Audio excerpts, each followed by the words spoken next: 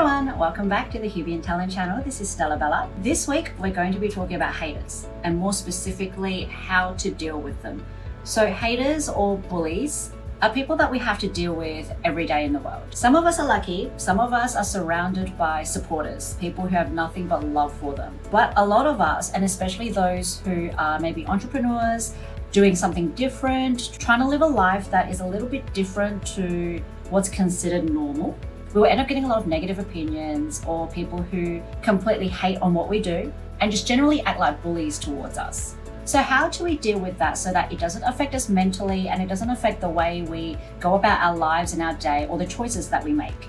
Today, I'm going to give you the 6 tips that I live by when I deal with any sort of haters or bullies in my day-to-day life. They've definitely worked for me, so I hope they work for you too.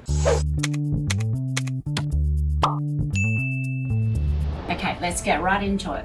Number 1, ignore them. Now, I know this is easier said than done, but it is literally the most important thing you can do. Most of the people who hate on you are people who don't know you at all. They're not people who are close to you. They're not people who you respect or love, and certainly not people who respect and love you if they're going to be hating on what you do. The most important thing here is to understand and look at how valuable these people actually are in your lives. If they're complete strangers and they're hating on you, it means they know absolutely nothing about you.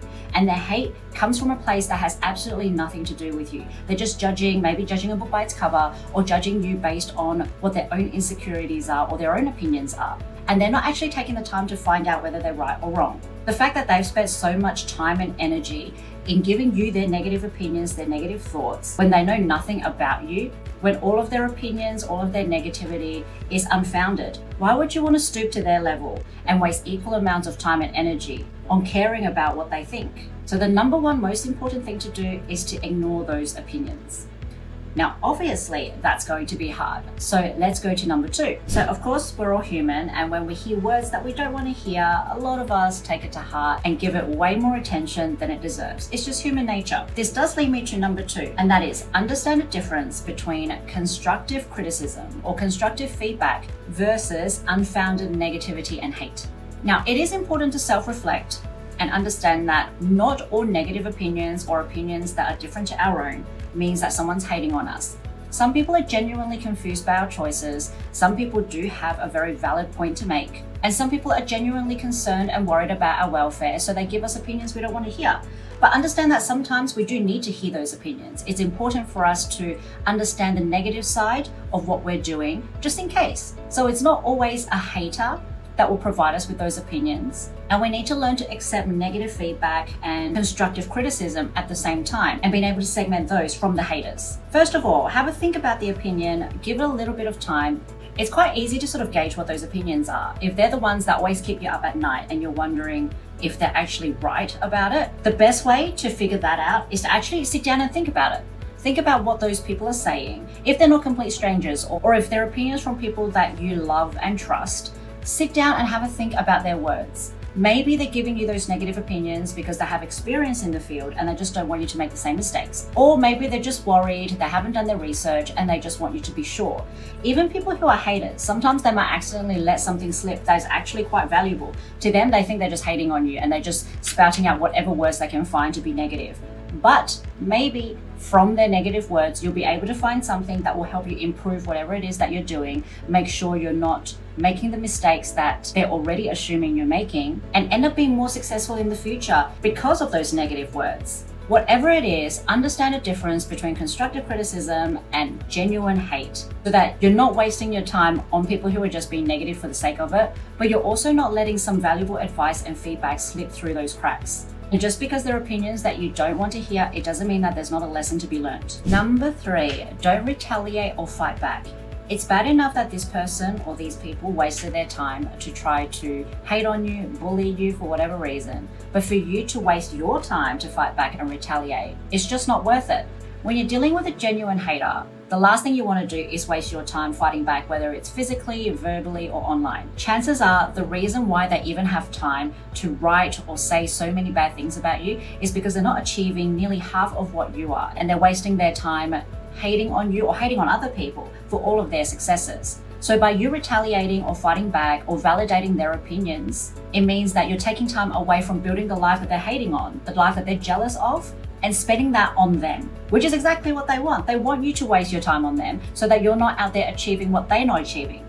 Right, so the last thing you want to do is to retaliate and fight back and waste that time, because then you've lost before you've even started fighting. The best way to retaliate, or the best way to take revenge on anyone who's hating on you genuinely, is just to go out there, continue doing what you're doing, because that's what they're hating on in the first place. Continue doing that, continue succeeding in achieving the life that they can't because they're wasting their time hating on you. Number 4, don't give up. Now, unless what you're doing, your actions, is genuinely hurting people that you care about, or just if they're unethical or immoral, you shouldn't give up just because of other people's opinions. Like I said in point number 2, pay attention to feedback and constructive criticism so that you can improve what you're doing.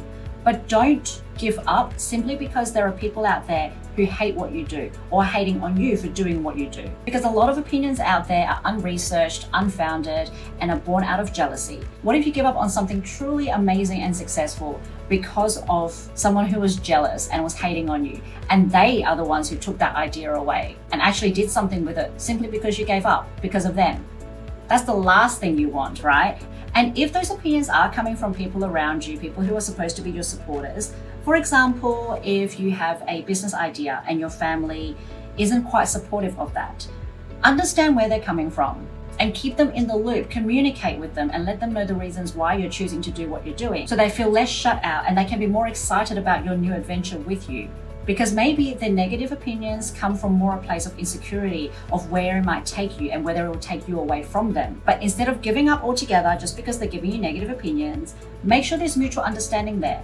Understand where they're coming from, but also explain your situation so that they understand where you're coming from. Number 5, now if you're dealing with genuine haters, a really good method that I've found is to actually be empathetic and feel sorry for them. Actually understand where they're coming from. As hard as it is to understand why someone would waste their time trying to hate on you, it's actually more beneficial for you to do so. Imagine how sad of a life that they must have to waste their time hating on a total stranger. Unfortunately, nowadays with technology, it's a lot easier for people to give their opinions. There's zero repercussions because they're hiding behind their keyboards, they're hiding behind their computers, right? Now, chances are those same people will not be saying the same words to your face that they're saying to you online. The comments that you see on your videos, on your social media posts, in your inbox, they will not be saying that to your face. And it does give that outlet for people to just voice whatever is in their minds, whether it's clever or intelligent or researched or right, they'll still be able to voice it because it's so easy to do so. But don't let that convenience affect you and your goals. And if you actually think about that and actually visualize what type of people will be sitting there doing that, you tend to feel sorry for them. You tend to be a little bit more empathetic, and in a way, it actually provides you with a drive to do better, because suddenly their words mean absolutely nothing because they're coming from people who are not achieving anything. If you think about the people that are the most successful in the world, are they hating on people? Or are they the ones that are taking others under their wings, the people who are not doing so well, the people who are insecure, the people who are new, the people who are not so educated, who are doing things wrong? They're taking those people under their wings and they're becoming mentors because they know what they're doing and they're being successful about it. That's how they're spending their spare time. But those who are not doing that, those who are spending their time hating on other people, those people are not reaching any goals whatsoever. So instead of taking their words to heart, be empathetic, feel sorry for them, because you don't know what people are going through. And chances are they're hating on you because there's some deep-seated insecurity or some sort of damage that's been done to them to get them to that frame of mind in the first place. So focus on what you're doing. Don't let their insecurities and what they're projecting onto you affect what you're doing and what you're achieving. Number 6, take it as a compliment. Now, what I've said so far is pretty much people will not hate on you if you're not doing what they're not doing. Most of the time, people are hating on you out of jealousy because they're frustrated with the fact that you're achieving something that they're not. A lot of people hate on others because they had that idea first, but they didn't do something about it and you did. Whatever the reason, if it's a genuine hater, ignore them and take it as a compliment. The more haters you have, the more likely you're actually making waves in whatever industry, whatever community that you're trying to be successful in. You're being noticed for what you do. Use it as a drive to keep going, knowing that whatever it is that you're doing, you must be doing something right for people to hate on you for it. If people start just commenting on your posts for no reason, just being negative about what you do, but with no research to back up what they're saying, no intelligence in it whatsoever, do not let it affect you. You do not have to be liked by everyone. And chances are, if you're liked by everyone, it probably means you're not really as successful as you should be. Rather than take it personally, grow a thicker skin and remember that they wouldn't be doing it unless they felt threatened or insecure by what you're doing. So take it as a compliment. So that's pretty much it for today. My 6 ways of dealing with haters. Now, those of you who are dealing with haters, I'm sorry that you have to go through it, but hopefully my 6 tips today have helped you to understand a little bit more of the mindset that haters have. And hopefully you'll be able to adopt these tips and advice so that you can deal with them a little bit better and not let them affect your day-to-day life, and definitely don't let them affect your path to success or your path to achieving your dreams. Now, if you've got any comments at all, if you've got any tips yourself as to how you handle haters, please leave a comment below.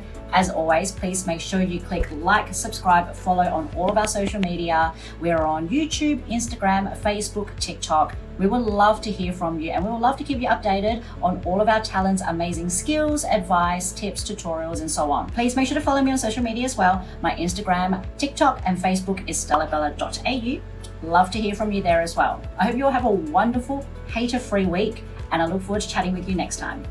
Bye.